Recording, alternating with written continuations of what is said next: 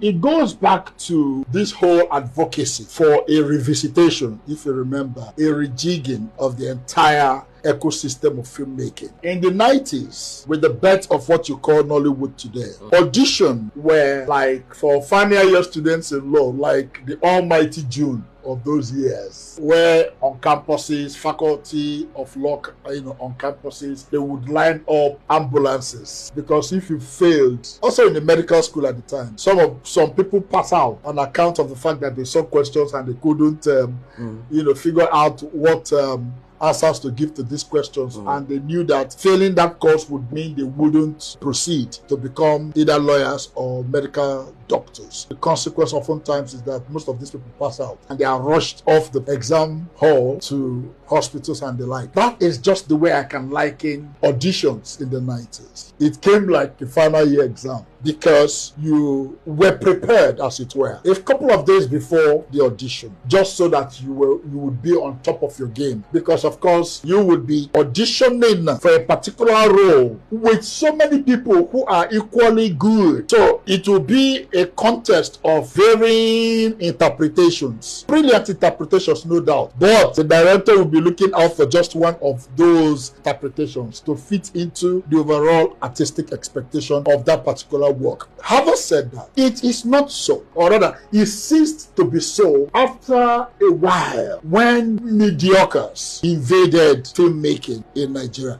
And I dare say elsewhere. So it's not something that is unique to Nigeria. But I would say, from where I am seated, that those who ought not to have any business with filmmaking invaded the industry and came with all forms of mediocrity, one of which was the jettisoning of rational, objective, dispassionate sense of casting, and subjected the entire structure that ought to, throw up the best of the best to play roles, subjecting them to personal, amorous expectations. And of course, again, same old for a bunch of loose women who had no business being in the industry, who had nothing to offer other than perhaps their beauty. And so they too came not to struggle, not to work hard, not to sweat to get roles, but to offer their bodies. I mean, that is, for me, is the definition of prostitution. So there exist producers who are amorous, who are irresponsible, who are unprofessional. Like I said, they had no business being